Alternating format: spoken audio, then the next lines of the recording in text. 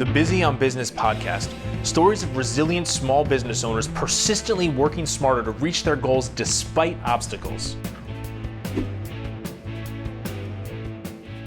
On this episode of Busy on Business, we are talking about how safety is sexy when it comes to marketing your business, particularly if you have a retail brick and mortar location these days.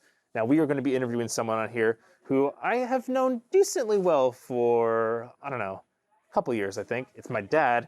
And here at HB Pharmacy, we're going to be talking about some of the things that we've done to not only be safe and practice what we preach, but also to promote the fact that safety is super important to us. Thanks for checking it out. What's going on, everyone? Welcome back to another episode of the Busy on Business podcast. In the spirit of safety, because today's topic is safety is sexy, we are wearing masks here at the pharmacy today. We are at HB Pharmacy in North Arlington, New Jersey, and we're talking about safety, especially with stores starting to open up again, and even for the foreseeable future, safety is going to be crucial, and we are going to talk to you about why.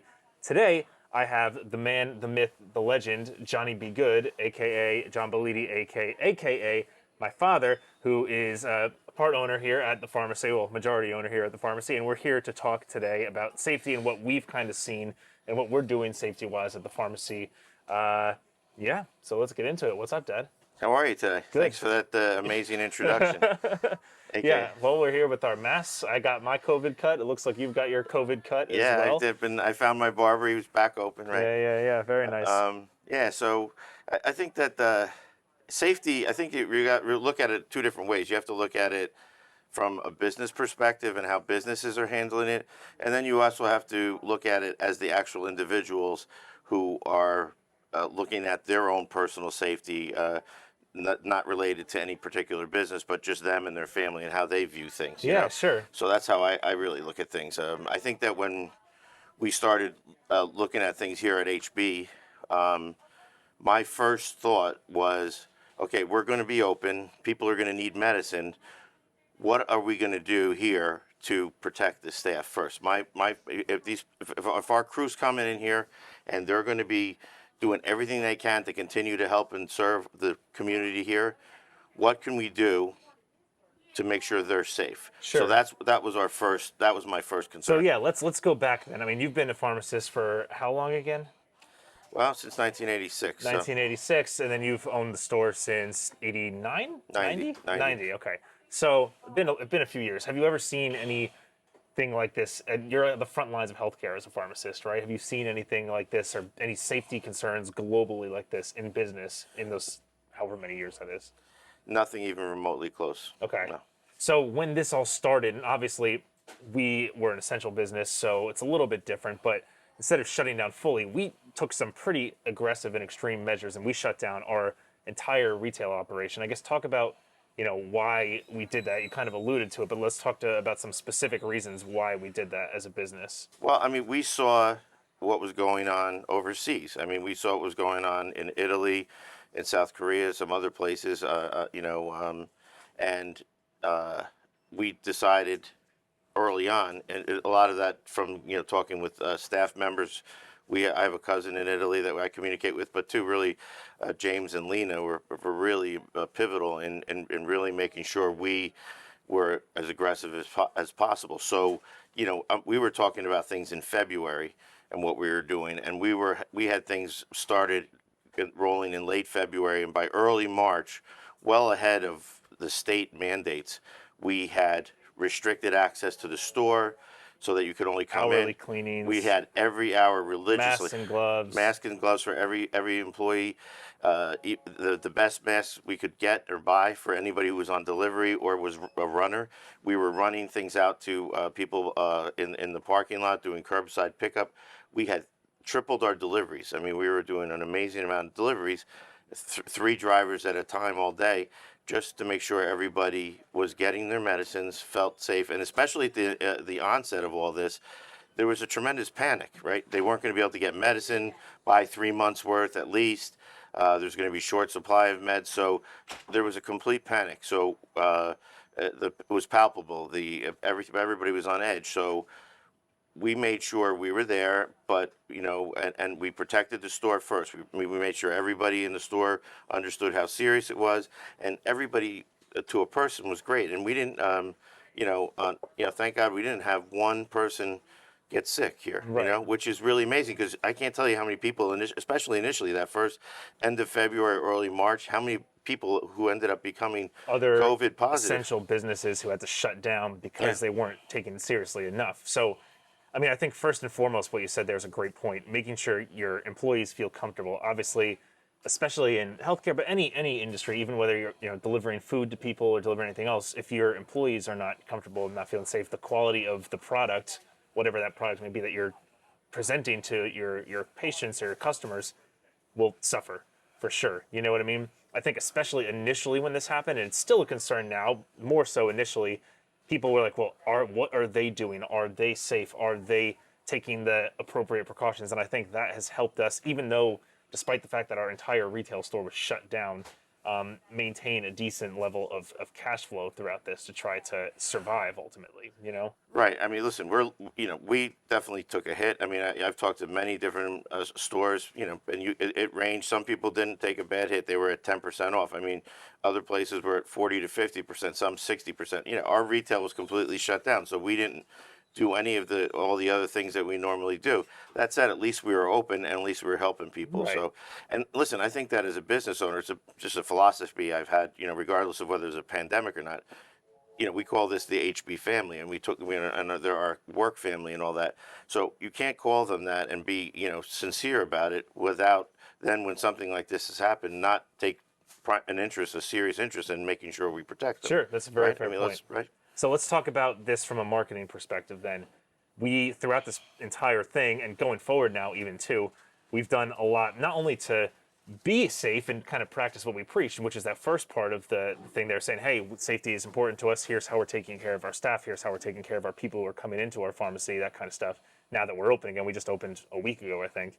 But also promoting it and putting it out there so people who are finding our website, finding our stuff online, they know, oh, these guys are taking it seriously. We, coined that term ahead of the curve to flatten the curve initially when it came out. And Yeah, all of that our was posts, right. That's a great way to put we're it. all wearing masks. So what else are we doing here right now that we have opened up to kind of show that we're practicing what we preach here? Well, I mean, before you get to that, I think you have to know that, like, since we closed off, except for maybe a 10 by 15 area of the front, so it was a vestibule area, everybody would know then that all our products hadn't been touched and handled. Sure. So if they needed something, an employee who had gloves on would go pick that off the shelf and then get that for them and bring that to them, put that in their car. So because there was a concern, like, what are you bringing home, and has it been touched by different people who possibly could have Right. Sneezed on it, yeah, did this, touched it. whatever. So we did all that to make sure that people had trust that our products were safe. Now, we're, just slowly now, I guess in this past few days, really, opening back up, but still at the same time, again, because as I said to you at the beginning here, I think that there's how we look at it, but then you also have to respect each individual's opinion on how comfortable they feel. Sure. So there may be people, and we have to respect their right. They're not comfortable coming back out. So if they need curbside pickup or if they want delivery, we're fine with that. We're still going to make sure that we're taking care of those people because it's it's our responsibility. Sure. But if you want to come into the store, you should also know that we are carefully marking out the aisles and all and putting out spots where people can walk, which way to walk in, where they can safely stand. We provide hand sanitizer, so as soon as you come in, there's a pump there. Right. If you're not wearing gloves, you're expected to sanitize your hands so that Right. you're ready So to that go. way everyone else knows, hey, Yeah. yes, we're all wearing masks, and that's great, but let's say I sneezed in the parking lot, then put a mask on, right? Hey, okay, my hands are sanitized when I come in here. It's putting out there, and we've done the same thing in our social content. Like our website banner photos reflect that now.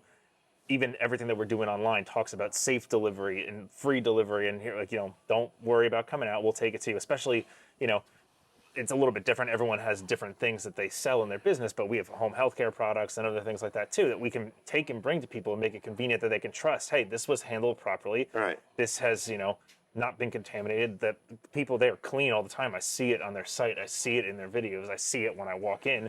I think that is, really important and will be important for the foreseeable future. Right. So what, I guess, let's talk about feedback and what we've seen elsewhere. I have seen some negative things, not here, but in other businesses that I've walked into, or I'm in some groups for our town in North Arlington and other towns as well. Businesses are getting ripped apart on Facebook and in these things, and maybe you've heard some of this as well, for not, the person behind the counter doesn't have a mask on. They don't, like, it's just obvious that safety is not, it's kind of like a necessity and an afterthought, as opposed to something that they're genuinely interested in maintaining. And not only is it, you can talk about all that, being genuine and taking care of your family and your employees, that kind of stuff too. But the perception that you're putting out there is, if I don't care about this, well, how can I trust that this food I ate was handled properly? This one, we can argue and debate about the efficacy of those statements from a medical perspective, but it's at this point we're talking about consumer perception, right? So if people are then putting out there about your business, oh, they don't care about safety, then at this, how do you think that'll impact your customers going forward? I don't know if you've heard any of those kind of stories or anything Well, like listen, that. I mean, if you again dial back to the beginning here when we were in February and early March, people saw us with masks on. They saw that the caution tape and you couldn't come into the aisles. And how many people did you without naming names, laughed at A us? lot, yeah. And a lot of those were business owners who said, that's ridiculous. You're over the top. You don't have to do that. Well, you know what? It's better to err on the side of caution, is the way I look at things. And then how did it turn out? It's good that we did, right? Right. So, to me, I want to see a business that's out there, trying to be as safe as possible, because you don't know exactly what's happening. Every day you turn on the news or wherever you get your news, you're seeing that there's different information, or maybe information that was here and now has changed. So you really ought to do your best to be as cautious as possible. Sure. So, And how about on the positive side of things? I mean, you can speak, I know people, come and tell you all the times, but we heard many people who are truly, truly appreciative of the efforts that we made to make them feel safe here. right, because people want to know that you're taking your medicines because you either need to, or you need to feel better, or maybe you're sick, for whatever reason you're taking them. You want to make sure that the place where you're getting your medicine is not going to do any further harm, God forbid, because of the virus or something else. So, I think it's more, not just the safety precautions that we took within the store. I think some of the things that we did that I think were progressive and showed that we're, proactive in how we manage things are the simple things like very frequent Facebook or social media videos.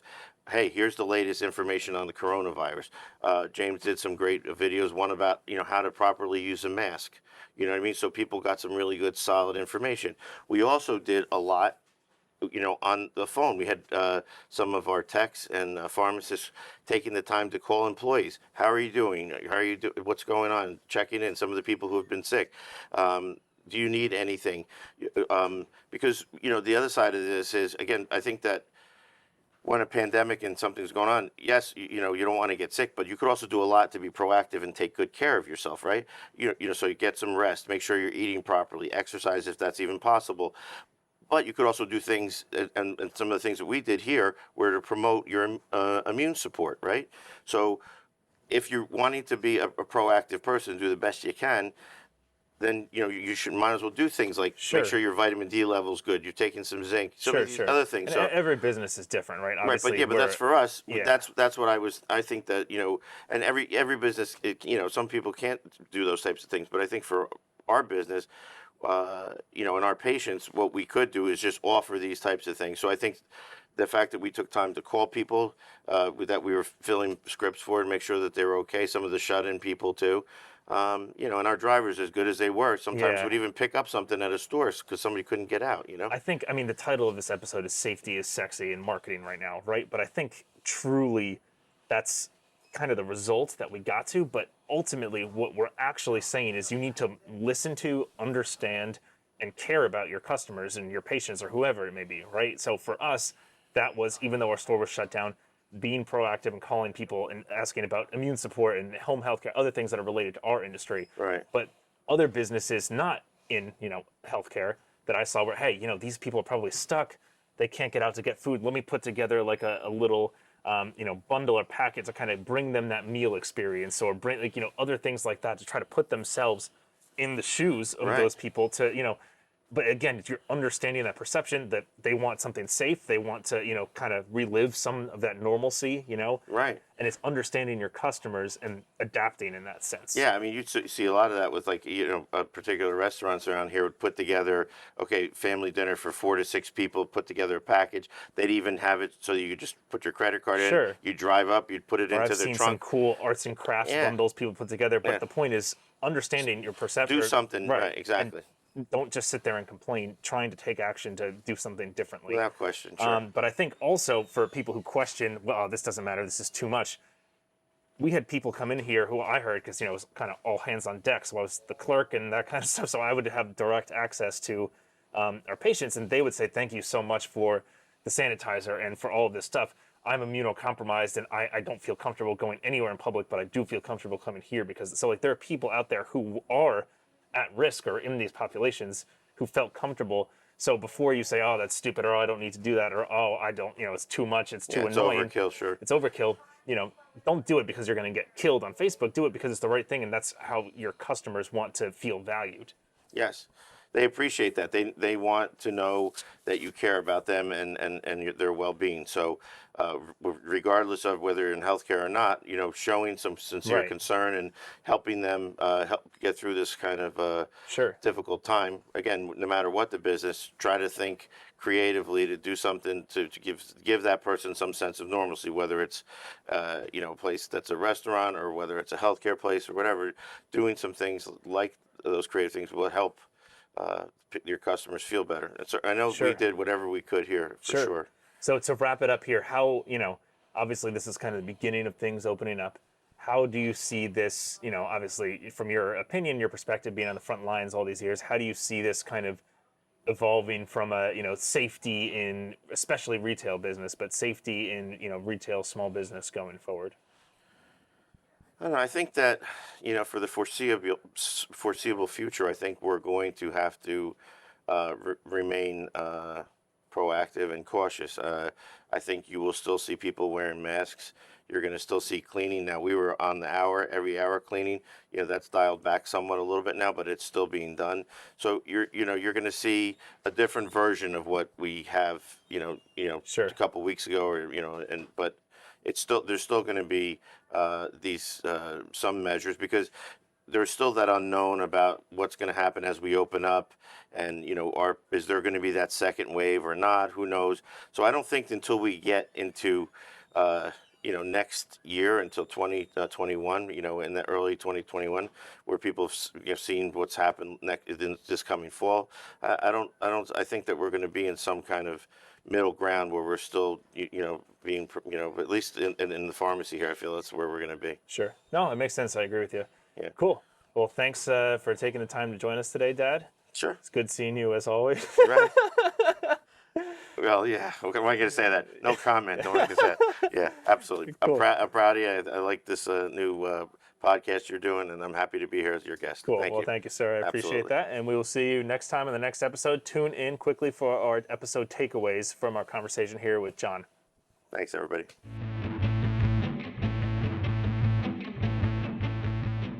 Here are the key takeaways that I thought were really important to kind of the distilled message, if you will, of this whole episode with my dad.